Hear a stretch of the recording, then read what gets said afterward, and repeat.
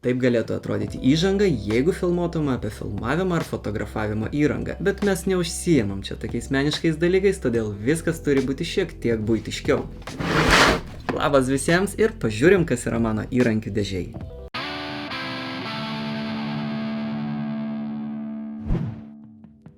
Kodėl apskritai reikia žinoti, kas yra kažkieno įrankių dėžėje? Atsakymas yra labai paprastas. Jei jūs seniai norėjote jau kažką meistrauti, bet jums atrodė, jog tam reikia begalės įrankių, tai savo pavyzdžiu noriu jums parodyti, jog ne velnio. Užteks keleto bazinių įrankių ir jau galima pradėti. O prieš pradedant nepamirškite, jog galite prenumeruoti kanalą ir ateityje nepraleisite nei vieno naujo video. O jei po tais video dar ir nykštį į viršų paspausit, tai kiti sužinos, jog video buvo naudingi ir įdomus. Taigi kokius įrankius aš naudoju?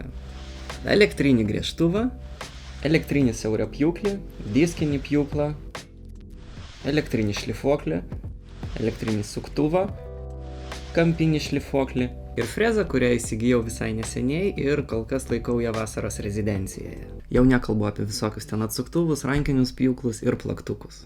Pradžiai visgi atkreipčiau dėmesį į tai, jog neturiu nei vieno akumuliatorinio įrankio dėl labai paprastos priežasties. Nepakęsčiau, jeigu darbų vidurys staiga įrankis išsikrautų. Nuolat sekti darbo įrankių įkrovimo lygį yra absurdas, užtenka ir telefono arba nešiojamo kompiuterio. Tai kam visgi skirti pirmenybę renkantis įrankius? Be abejo, viskas priklauso nuo to, ką meistrausite. Mano atveju du pagrindiniai įrankiai tai yra elektrinis griežtuvas ir siaurapjūklis. Griežtuvą turiu senovinį, nežinau net kas gamintojas, gavau kaip palikimą, bet savo funkciją atlieka puikiai.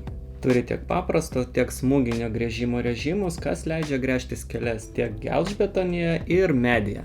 Dar yra pastovaus greičio palaikymo mygtukas, kuris praverčia gręžiant skeles sienoje. Šiais laikais elektrinį griežtuvą galima nusipirkti ir su greičio reguliavimu, ir su pašvietimu, dulkių surinkimu ar patogiom guminiam rankenom. Bet dažnam mėgėjui visų šių patogumų neprireikia, o įrankiai išbrangina dvigubai. Geriau nusipirkti kokybišką grąžtą, kuris ir tarnaus ilgiau ir džiugins kelių kokybę. Jei elektrinį griežtuvą gavau kaip palikimą, tai siaurapjūklis buvo mano pirmas pirkinys ir niekada neatspėsite, kas yra jo gamintojas.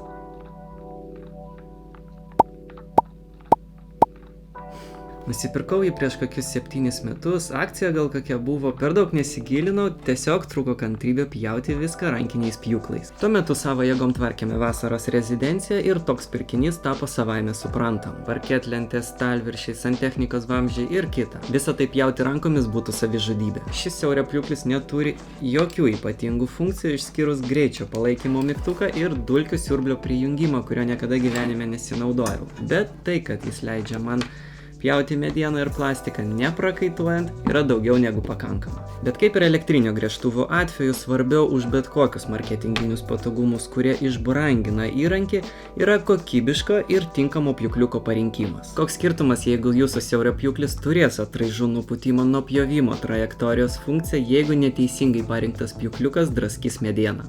Žinoma, jeigu galimybės leidžia, taip visi tie privalumai tikrai nesutrukdys, bet jeigu įrankiu naudositės tik retkarčiais, tai kam permokėt? Tad mano patarimas būtų visgi skirti daugiau dėmesio pjūkliukams, nes būtent nuo jų priklauso, ar džiaugsitės pjovimo rezultatu. Taigi be šių dviejų įrankių neįsivaizduoju savo dirbtuvės. Na, o toliau kiti du įrankiai, kurie nėra man gyvybiškai svarbus, bet stipriai palengvina gyvenimą. Ir tai yra elektrinis šlifuoklis ir diskinis pjūklas. Diskinio pjūklo panaudojimas apribotas išskirtinai tiksliais ir tiesiais pjūviais, bet užtat šie pjūviai bus tikrai idealiai lygus. Na, o jei jūsų laukia kilometrai tokių pjūvių, tai šis daiktas tampa nepakeičiamų pagalbininkų. Būtent tokį pjūklą naudojau mūsų pirmojo kavos staliuko gamyboje. Jeigu kas dar nematė, tai nuoroda kažkur čia ir palieku ją video aprašyme. Beje, anksčiau stambes lentas pjaučiau siaurapjūkliu, nes iš bėdos tinka ir jis, bet aišku, jo paskirtis yra visai kita.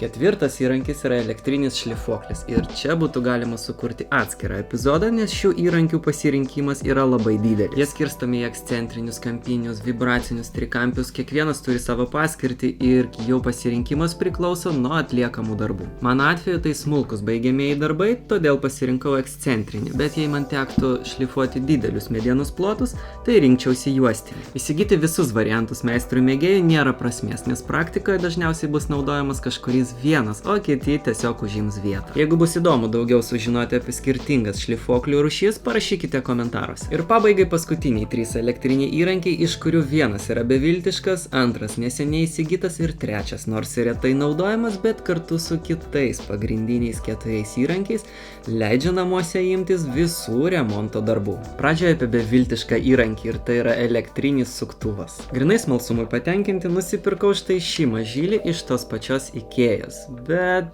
su didelė pagarba šiam nuostabiam baldų gamintojui, šis įrankis yra tiek beviltiškas, jog juo nepavyks surinkti greičiausiai nei vieno jų gaminamo baldo iki galo ar įsukti varžtą į kietesnę lentą. Todėl mano atveju šis įrankis yra nuostabus žaislas vaikams, kurie gali pasidžiaugti ir įsivaizduoti, jog naudojasi tikrų įrankių. O elektrinio suktuvo funkcija man puikiai atlieka griežtuvas. Esu pripirkęs skirtingų atsuktuvų galvučių ir jau N metų nekyla rankos išleisti pinigus grynai šiam įrankiui, nebent tas senukas išleis paskutinį atodūsį. Antras – elektrinė freza. Tai yra tas įrankis, kurį neseniai tik tai įsigijau, nesu dar nieko su juo padaręs ir tikiu, jog visos įdomybės laukia priešaky. Tiesiog buvo labai gera kaina. Na ir paskutinis – tai kampinis šlifuoklis, absoliutus metalo ir akmens priešas. Tiesa, atradau dar ir medžiai skirtą diską ir naudoju jį tada, kai nereikia didelio tikslumo šlifuojant. Renkantis tokį įrankį atkreipkite dėmesį į maksimalaus disko pjovimo dydį. Aš rekomenduoju 125 mm kaip patį universaliausią dydį. Tai pats populiariausias dydis, kurio buityje pilnai pakaks tiek pjaustant, tiek šlifuojant metalinius ar akmeninius paviršius. Didesni diskų dydžiai, tokie kaip 150, 180 ar 230, jau yra priskiriami profesionalių įrankių kategorijai ir dažniausiai yra naudojami statybose. Jie yra ir galingesni, ir sunkesni, ir kas be ko brangesni. Štai toks mano įrankių dėžės turinys. Kaip matote, nieko ypatinga nėra, vos 4-5 įrankiai, kurie leis jums įsijausti į tikrą namų meistro vaidmenį. Rašykite komentaruose, ar reikia kažkurių įrankių platesnės apžvalgos. O jeigu ne, nepamirškite laikų paspausti, prenumeruokit kanalą. Ačiū, kad žiūrėjote ir iki kito karto. Ate!